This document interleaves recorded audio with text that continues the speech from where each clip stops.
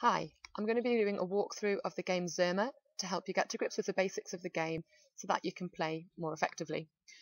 When you start the game, you'll be presented with a screen that shows your keep, which you start with, any potential resources. So as you can see, I have some trees on mine and 1 square of land uncovered. On the left-hand side of your screen is the list of players. You'll be at the top with the other 3 below. At any point during the game, you can click on one of those players to have a look at what they're doing so far in the game. You'll see at the moment at the start there's 0 next to every name. That means nobody has won any of the objectives yet. You can just click back on your own icon and that takes you back to the game. At the bottom of the screen are the objectives that you need in order to be successful. There are a varied number, different objectives every game. You've got to get 4 of them in order to win. That gives people the opportunity to overtake each other. Someone might have 3 and somebody else might have 1, but you can actually still win even if you've only got 1 at the start because there are lots of different objectives. At the top are all of your resources, so you'll start with some wood, some iron and some stone. You won't have any money, any military or any knowledge. That can be gained throughout the game. Down the right hand side are the different actions that you can do in each turn. You get 3 actions per turn. You can explore the surrounding area, you can build different structures, you can trade resources for gold, attack bandits, or you can simply end your turn. If you end your turn, however, the other players have the opportunity to get ahead if they've got actions to complete. But if you get in a bit of a pickle and there's too many bandits, you can just do that and you will get more resources. If you want to zoom in and out, you can either use your mouse or you can use your fingers if you have touchscreen. To start with, to explore, click on Explore and it'll show the different areas of the map that you're able to explore with a big question mark. Simply click on one of them and it reveals the next square. Be wary not to explore too far because you might come across bandits who steal your resources. You can, however, explore closer to home and you're less likely to come across them. The further afield you go, the stronger the bandits get as well and the more resources they'll steal and the stronger military they'll need to be defeated. So you might want to do some exploring at the beginning, see what natural resources you've got. So I'm just going to do the 4 main squares around the keep to see what's there.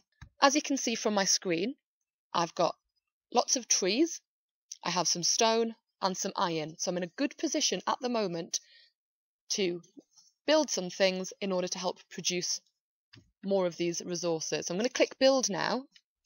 And I'm going to have a look. Well, I can build a woodcutter. When it clicks on the woodcutter, it tells you that it costs 4 stone, but you get 1 wood every turn. So I'm going to build that over some wooded area in order to start producing wood. When you do that, on the top bar, you'll see below how many woods you've got, how many you're producing each turn. So at the moment, I've got 30 and I'm producing 1 per turn. I'm also going to build, because I've got these resources, a quarry. You build a quarry over a rocky area and that helps you to produce more stone. So I'm going to build that on this little stone patch here. And again, I've got 17 stone, but I'm producing stone every turn. If I have a look at my objectives to see what I need to do,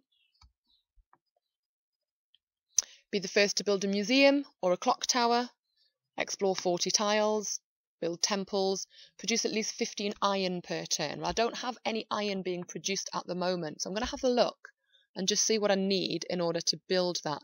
So I'm looking here for the iron mine.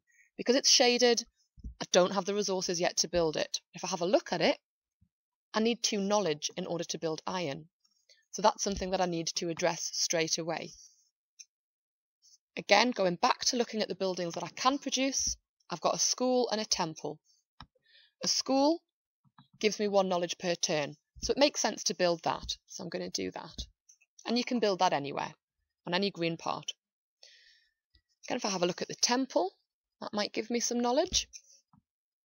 No, it doesn't. The temple takes away knowledge every turn. So I want to avoid that at the moment. Go back to my objectives and have another look. It says build 5 temples is one of the objectives. So you've got to ask yourself some strategic questions here. What am I going to achieve the most quickly? At any point you can have a little look. So I'm just going to have a little look at Ada here and see what she's doing. Well, she's got 4 woodcutters, but she hasn't found any other resources. So I'm thinking maybe I need to build more woodcutters as well, because my wood's dwindling. I've only got 17 now. So I'm going to do that next. I'm going to build another woodcutter.